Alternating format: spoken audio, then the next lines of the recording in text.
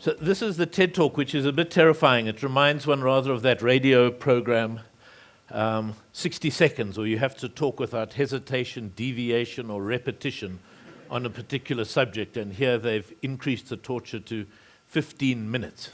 So to talk for 15 minutes without repetition, deviation, or hesitation about Africa. But of course, we have to resist the form and to encourage hesitation, the repetition, the deviation, as it's only on the outside edges of the straight line of thought that we're actually going to find something new and find a way to do it. And the first deviation I want to do is to talk a bit about geography from South African perspective. We can run the next section of the video. And this will be familiar to all of you more than 20 years old or so, or 25 years old. That during the Apartheid years, so from when I was born till when I was 40, the world map changed enormously.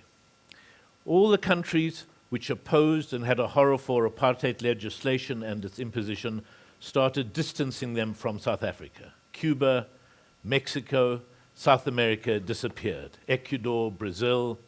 Only the dictatorships of Paraguay and Uruguay and Chile under Pinochet stayed there with a point of connection to South Africa. Australia and New Zealand, British colonies, of course, remained. We could travel there, as did Western Europe and North America. But India, impossible to go there. It became a rumor. It disappeared from our maps. The whole of Southeastern Asia, Vietnam, Laos, China itself, impossible, only a rumor. The Soviet Union and all of Eastern Europe, we had to believe there was a distant possibility that on some other planet they were actually there.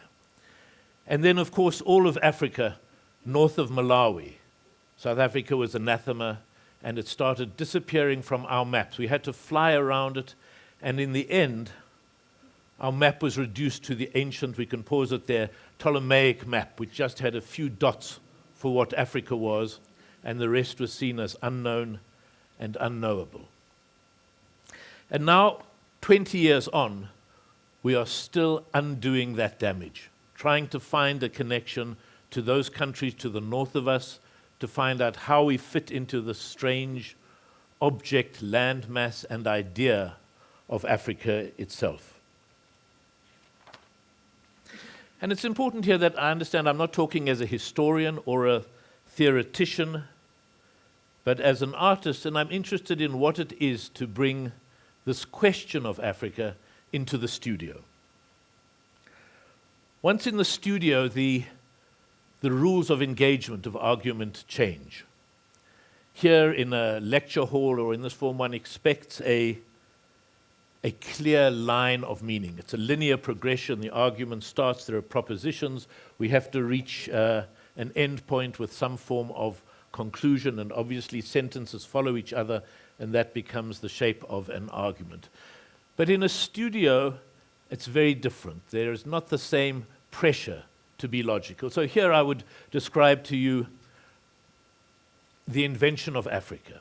And historians and theoreticians tell us that Africa has been invented 6 times. Africa was first invented in 137 AD with Ptolemy's map of the known world, which had Egypt at the top, and then everything below it described as unknown and unknowable. And this was very much an image of Africa for many centuries. Then Africa was invented for the second time with the spread of Islam from the Arabian Peninsula into northern Africa, where maps started getting larger and a larger landmass was seen as Africa. Then in the early modern era, when navigators went with ships around the edge, the continent was defined as a line, as an outline, in which people would know the very edge, but everything inside was unknown. But here it became a continent. And it's important, again, that each time it's being seen from outside. It's being reduced in size to something that fits on 2 pages of an atlas, the way an outline does. Africa as if it's a blank mask, which we just know the outside shape of. Then, of course, in the colonial era, in the 19th century, you have all of Europe coming into the center of Africa and carving it up and making the geographical and political boundaries which still exist and exporting all the wealth of the country. And then for a fifth time, Africa is reinvented in the 1920s, when descendants of Africa in America, descendants of slaves, but again from outside of Africa, define Africa through Pan-Africanism, again seen as a single entity, which of course echoes much later in the 1950s and 60s with different liberation movements that take the idea of a Pan-Africanism. But let us say that it exists in the studio as a series of impossible questions. How does one try to put together the different languages, traditions, religions, geographic areas, different histories? And in fact, one understands that it can only exist as a conversation, as a topic, as a kind of cacophony of different elements that have to come together.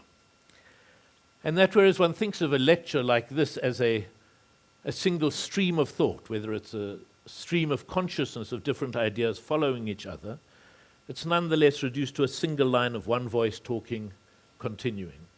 In the studio, we can start to imagine what would it be if one loses the single stream and rather has a kind of highway of consciousness of different ideas knocking into each other, overtaking, taking different off-ramps.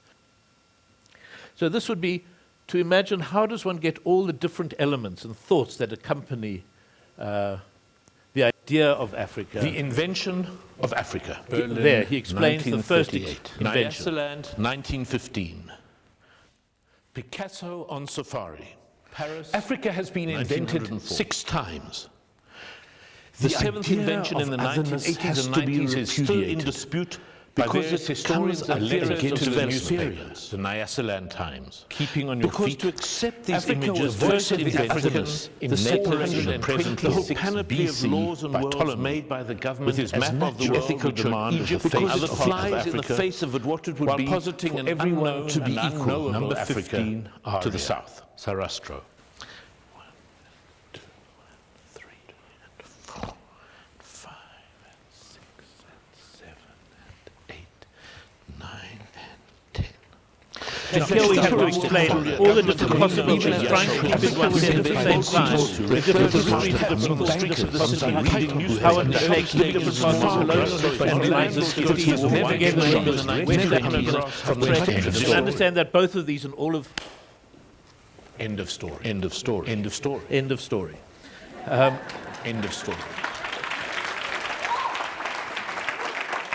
So Africa comes into the studio, and it comes into the studio in the form of letters, Chilembui's letter about the Nyasaland revolt of 1915, newspaper articles about the Italian war in Ethiopia in the 1930s, maps, photos, the story of Plato and the idea of the Enlightenment and bringing light to the dark continent.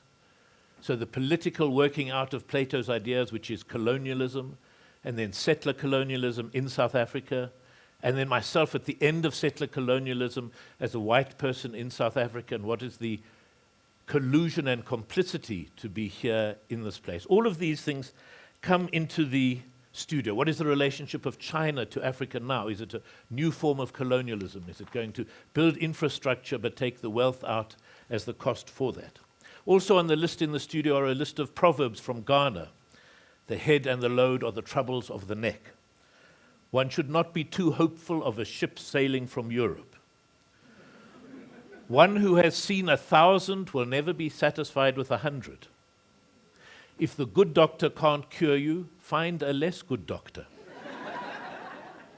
Now in the studio, these of course, they meet charcoal, they meet paper, they meet ink, they meet sculpture, they meet words, as we've just seen, they meet video. And the thinking about the topic becomes a thinking in material. What is the kind of mark that's needed? How absorbent is the paper of the ink? What is the kind of performance of the people on the stage with the work? And what keeps coming back is that Ghanaian proverb, when the good doctor can't cure you, find the less good doctor. The task is to find the less good idea. One knows the danger of confident men with their good ideas and the damage this does every time. And in the studio, the meeting of the idea in the material means that you have to give yourself over to the material, to the logic of the material. What does the charcoal do? What are the images that are suggested by the material? So you may start with a very clear theme or a clear idea, and in the process of working, something else happens. The main idea gets pushed to the side and other things emerge from the process of working. And this is what I would call the less good idea or the secondary process. And this for me is always key in the studio, to allow a space for this to emerge. And that means allowing the studio to be a safe space for stupidity, to allow stupid ideas the benefit of the doubt, to see what happens. There may be something interesting. If you put four men talking on top of each other together, maybe there'll be a sense of, yes, we have to find a place for polyphony, for many voices, for different solutions. So it's thinking about things in the studio, and that both gives solutions of what can go out of the studio, but they also have echoes in the outside world. If the good ideas of the good doctor aren't curing us, what are a series of less good ideas? What are the ways of multiple other different ideas that can solve problems? So the studio both becomes a way of thinking in material, and it also becomes a kind of metaphor for making understanding, aesthetic, moral and political outside, the techniques and the strategies of the studio. And the hope has to be in the polyphony, in the chaos of the different fragments coming together. One knows that every clear statement is always a simplification or a falsehood, and every clear statement from Plato onwards has to have someone with a gun standing next to it supporting that idea. And we also understand that the ideas come into the studio, but the studio becomes a kind of membrane. The walls of the studio with the photographs, the texts, the memories that are there are a kind of midway line between the outside world and in the studio, the artist, and outside the world, other people observing the world. And this then gets met, not just by a blankness on our part, but by all the things that are already in us. Memories of the First World War, surprises at our ignorance of not knowing about the First World War in Africa, filling in gaps that would be known to someone in Nyasaland but which are absent to us. So that the final meaning, whether it's a drawing or reading of a newspaper, is always a negotiation between what comes towards us in the world and what we project that image, either to make the drawing or to read the drawing when it comes out. And this intermediate space, understanding how we are also agents of our understanding and of construction of meaning, of what it is to construct a possible sense of what it is either to be a Johannesburger or a South African or an African, is there as an active work to be done in the studio. We're going to conclude with a few fragments of what this kind of thinking in material could look like. We can run the next section of the video.